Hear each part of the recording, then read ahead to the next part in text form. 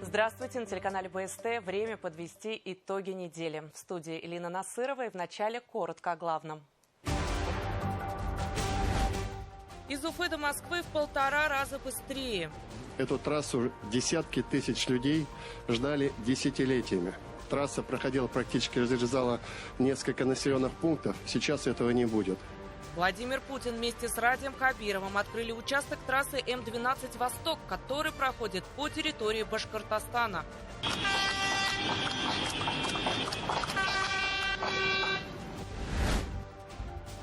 Честный и открытый диалог с народом. В России у нас ситуация обстоит нормально, устойчиво, развиваемся, несмотря ни на что, несмотря ни на какие внешние угрозы. Президент страны также подводил итоги 2024 года в ходе прямой линии. Расскажем о ключевых темах. Мне было интересно, все старались, задавали вопросы, которые действительно интересны миллионам наших людей. Волшебство с башкирским колоритом.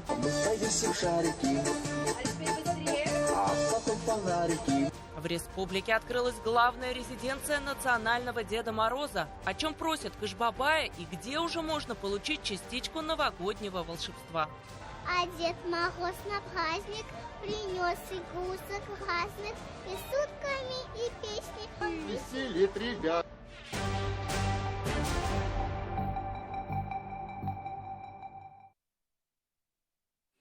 Что будет с экономикой, судьба льготных видов ипотек и международные отношения? Вот только часть из того, что обсудили на прямой линии с президентом страны. Традиционно Владимир Путин подвел итоги уходящего года, общаясь с журналистами и жителями. Большое внимание уделили специальной военной операции. Диалог длился почти 4,5 часа. Участие приняли порядка 600 журналистов. Среди них был и наш корреспондент Руслан Бутаргареев, который расскажет и покажет, что было в эфире и за кадром. Наряду со строгими классическими национальные костюмы, какого-то строгого дресс-кода нет. Задача журналистов в этот день любыми способами привлечь к себе внимание президента. Это у нас традиционный головной убор крымских татар, называется фес. Ну и, соответственно, подготовили вот такой плакат. Здесь наименование нашего телеканала «Милет», что в переводе с крымско-татарского переводится как «народ». Пришлось поработать и в непривычном для себя формате, то есть по ту сторону камеры. Главное, что интересовало коллег из региональных и федеральных СМИ, что спросите у президента. На пресс-конференцию главы государства из Башкортостана помимо телеканала БСТ приехали журналисты из информагентства «Башинформ» и газеты «Зианчуринские зори». Очень волнуют вопросы села разносторонние, но в первую очередь это поддержка молодых специалистов на селе. В общем-то, школы развиваются, образование развивается, но стоит такой вопрос, как нехватка кадров и в школах, и в врачах, в больницах молодых специалистов. И СВО, как он думает, как это все будет проходить дальше, когда все закончится, будет ли переформатирование вооруженных сил Российской Федерации, и срочные службы, это и какие-то личные вопросы, то есть какие-то победы уходящего года. В фойе гостиного двора немало и зарубежных журналистов. Ограничений по дружественности страны нет. Здесь и корреспонденты американского NBC, и репортеры британского BBC. Среди иностранных коллег и рекордсмены по количеству участия в пресс-конференциях с Владимиром Путиным. Я приехал из иракского Курдистана. Это 7-й раз я участвую на большой пресс-конференции президента Российской Федерации. Как жить в таком мире, который, кажется, сошел с ума? С такого вопроса ведущей началась прямая линия главы государства. Отвечая, Владимир Путин отметил, что Россия неплохо справляется с вызовами. А что касается экономики, показывает положительную динамику. Растет индекс промышленного производства. Но вместе с этим не стоит на месте инфляция. Прежде всего, это беспокоит президента. Разговаривала с председателем Центрального банка. Эльвира мне сказала, что где-то уже 9,3, 9,2, 9,3. Но заработные платы выросли на 9% в реальном выражении, я хочу это подчеркнуть, именно в реальном, за минусом инфляции. Здесь есть некоторые проблемы, повторюсь, с этой инфляцией, такой разогрев экономики у нас, и правительство, и Центральный банк ставят уже задачу, несколько так, приземлить вот эти темпы. И на следующий год, я думаю, по разным оценкам должны у нас быть там где-то 2,5%. Рост цен очень волнует и население. Много обращений на прямую линию поступило касаемо повышения стоимости товаров и услуг. По разным каналам связи на прямую линию главы государства в этот раз поступило свыше 2 миллионов обращений. Медицина, жилье, дороги – это то, что в первую очередь интересовало людей. Много на пресс-конференции говорили о глобальном, особый упор сделали на тему СВО. Наибольшее количество вопросов тем или иным образом затрагивали СВО. Это и льготы, и различные выплаты военнослужащим. Спросили президента и о бойцах, освобождающих Курскую область. Оказалось, что не все из них имеют статус участников специальной военной операции. Наверное, есть категория, которая раньше не принимала вообще никакого участия, не воевала на линии боевого соприкосновения. Сразу попали в Курскую область и не попали в категорию, в разряд участников специальной военной операции. Честно говоря, мне это в голову не приходило, но это все будет исправлено. Жалко, что и военное ведомство не обратило на это внимание. Все-таки это прежде всего их обязанность. Особое внимание на прямой линии уделили вопросам демографии. Предыдущие десятилетия отмечался резкий спад рождаемости. Сейчас, по словам президента страны, необходимо наверстывать упущенное. Для исправления ситуации создана целая программа, отметил глава государства. Я уже много раз говорил о том, что у нас происходило в предыдущие десятилетия. У нас резкий спад рождаемости был в период Великой Отечественной войны 1943-1944 годы и потом после развала Советского Союза. То же самое, такой же результат, как после войны. Резкое падение рождаемости. Это вот так, как синусоида, все и продолжается.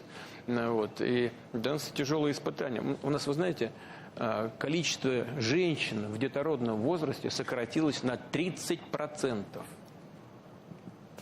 Девочки нужны. Своими впечатлениями о пресс-конференции с нашим телеканалом поделился автор и соведущий программы «Москва. Кремль. Путин» Павел Зарубин. Журналист, к слову, уроженец Башкортостана. Мне было интересно, видна была такая энергетика в зале. Вы все бурлили, все старались, задавали вопросы, которые действительно интересны миллионам наших людей. Пользуясь случаем, привет родной республике. До рекорда не хватило 10 минут. Почти 4,5 часа длилась совмещенная с пресс-конференцией прямая линия Владимира Путина. За это время президент России ответил на 76 вопросов. Руслан Трагареев, Артур Ханов. Итоги недели. Москва. Итоги года с Владимиром Путиным – это настоящий диалог президента с народом. Такую оценку дали эксперты пресс-конференции и прямой линии главы государства. На десятки вопросов Владимир Путин дал развернутые ответы, демонстрируя свою погруженность и знание всех проблем и вопросов в обществе. Немалую часть заняла тема СВО, где затронули поддержку военнослужащих и их семей. Не было запретных тем, это отмечают эксперты, говоря о прямой линии с Владимиром Путиным. По их словам, президент отвечал на все вопросы честно и откровенно. Глава государства в очередной раз продемонстрировал высший уровень профессионализма. Практически по каждому заданному вопросу Владимир Владимирович отвечает либо четким поручением своему правительству, законодателям, органам судебной власти, либо определяет, какие моменты необходимо исправить в той или иной ситуации регионам нашей страны. Также эксперты отмечают, что практически каждая тема заданного вопроса, неважно из какого региона, была актуальна для многих других субъектов страны. И получилось так, что Владимир Путин отвечал сразу тысячам жителей. Ну и понятно, что много обсуждались вопросы в экономике. Владимир Путин, собственно, предупредил о том, что нынешний рост и темп экономического роста экономики нашей страны, он несколько превышает и ожидаемые показатели, и назвал даже экономику перегретой, и в этой части предупредил, что в следующем году мы можем столкнуться с тем, что темпы экономического роста снизятся, обозначив это как тоже некое проявление нормы, потому что необходимо экономике заземлиться. Ожидаемо много говорили о международных отношениях. Руководитель государства вновь подчеркнул, что всегда оставляет возможность диалога, даже с недружественными странами. Главное условие – уважение интересов России. Владимир Владимирович подчеркнул, что считает, что не только уберег страну, но и отодвинул ее от края пропасти. Он акцентировал внимание на том, что до его прихода к власти Россия была на пути к утрате суверенитета. И без этого элемента она не могла бы существовать как самостоятельное государство. Этот ответ является определяющим для понимания политики руководства в международных отношениях и объясняет многие политические шаги. Страна бурно развивается, несмотря на санкции и ограничения, говорят эксперты. Экономика, промышленность, технологии. Россия уже доказала, что может быть независимой от тех же западных партнеров. Это очень важный момент, что несмотря на СО, мы не только не оказались в упадке, а наоборот стали подниматься, что, в общем-то, наверное, и должно быть.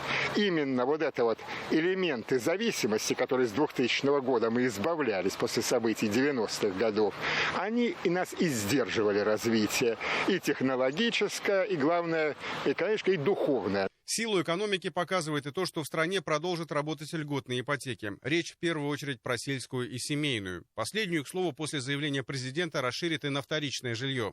Путин пообещал разобраться в ситуации, когда определенные банки хитрят и не выдают кредиты под разными предлогами. Было отмечено, что только в прошлом году в России были построены рекордные 110 миллионов квадратных метров жилья, половина из которых – это частные дома. Поэтому сомневаться, что данное направление будет реализовываться, не стоит. Во-первых, наша банковская система готова к таким решениям. Государство имеет возможность субсидировать данное направление по семейной ипотеке, то есть средства имеются.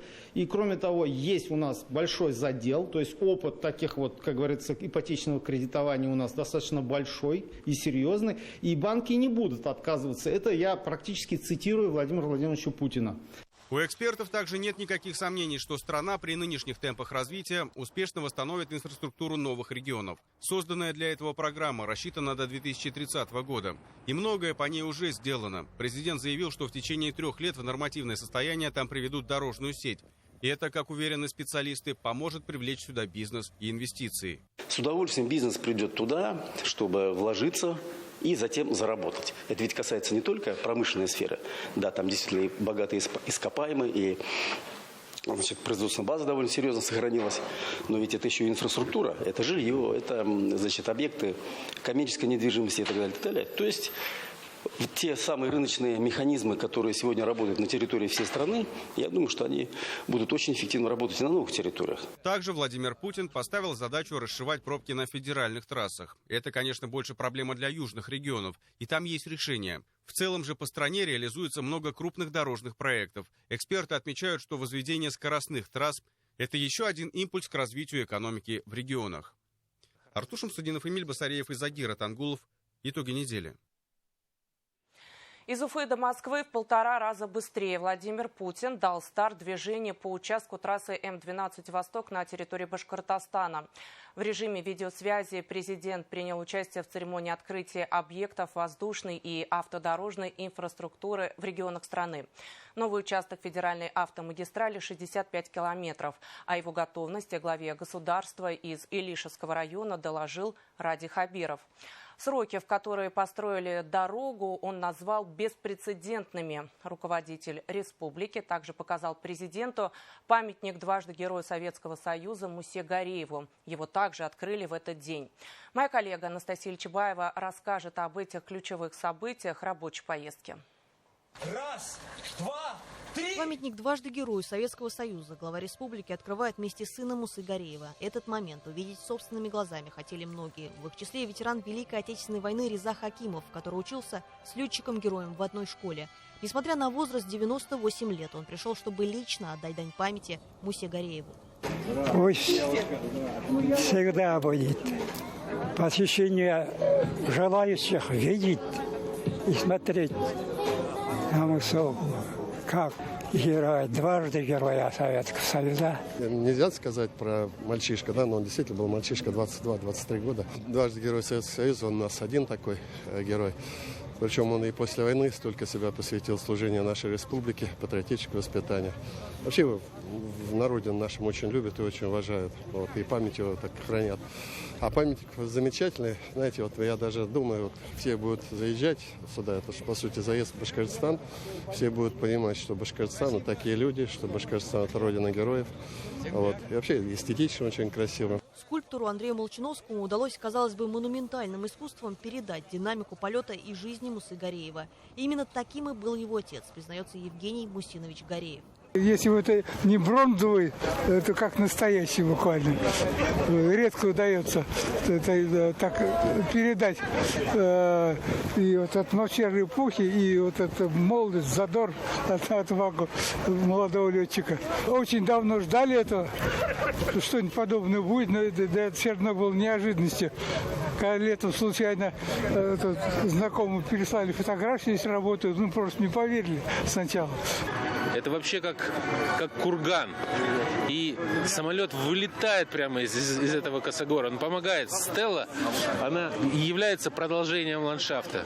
И когда ты смотришь на эту фигуру, то видно, что это летчик. Не потому, что у него петлицы летчика, а потому что он весь в динамике.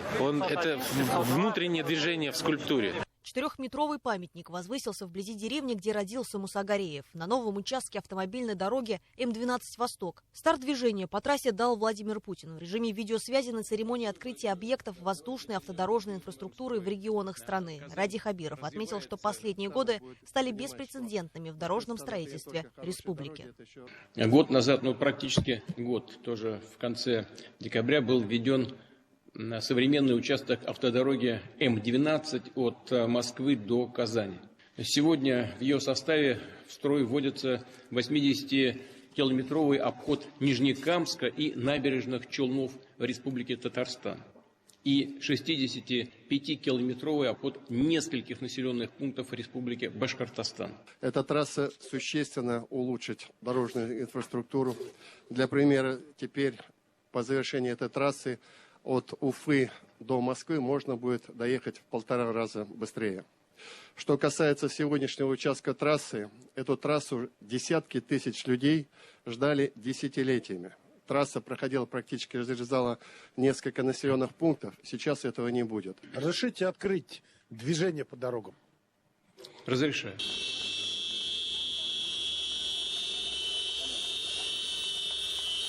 Строительство нового участка автомобильной дороги М12 «Восток» стартовало осенью 2022 года. Работы велись на территории Лишевского, Чекмагушевского и Дюртюлинского районов. Это результат колоссального труда. Были задействованы 1300 человек. О масштабе проекта могут сказать цифры. Было уложено 1 миллион тонн асфальтобетона, построены 6 развязок, 9 путепроводов и 2 моста. Дожди, снег, слякоть. Мы все это сделали, побороли и построили дорогу. Самое приятное, когда люди проезжают по нашей дороге, которую мы построили, мы сделали вклад очень большой. Новая дорога – это 65-километровый участок автомагистрали М7 «Волга», который вошел в маршрут федеральной скоростной автодороги М12 «Восток». А это важнейшая транспортная артерия страны, часть международного коридора. Эта дорога очень важная. Это трасса. Дорога всегда порождает бизнес, комфорт для людей. Туристическая, открывает регионы. По 6 сельским нашим муниципальным районам пройдет дорога М12 до Екатеринбурга. В 1,5 раза будет короче добраться на автомобильном транспорте до Москвы. До 30 года мы до Юртилей, вообще вот эту дорогу М7, до границы с Татарстаном, мы ее сделаем абсолютно 4 полосы везде. Практически мы эту работу везде сделали. У нас появляется несколько, 3 узких горлышка, которые нужно сделать. Мы уже деньги заложили на это. А бизнес уже пришел на республиканский участок трассы М12 «Восток». Ради Хабиров сразу после открытия посетил новый автозаправочный комплекс. Он расположился по обеим сторонам трассы и соответствует лучшим стандартам. Это реализация программы развития придорожного сервиса. Дорога должна быть не только безопасной, но и комфортной. Анастасия Ильчебаева, Роберт Давлетбердин, Ренат Акбашев. Итоги недели. На неделе глава Башкортостана утвердил новый состав правительства республики. Свои портфели сохранили практически все руководители ведомств. Что касается глав министерств строительства, финансов, транспорта и дорожного хозяйства, а также председателя Госкомитета по жилищному и строительному надзору, то они пока находятся в статусе исполняющих обязанностей. Также депутаты Госсобрания на пленарном заседании с участием Ради Хабирова единогласно поддержали кандидатуры на должности заместителей премьер-министра правительства региона, которые внес на рассмотрение руководителя республики. Это 8 вице-премьеров.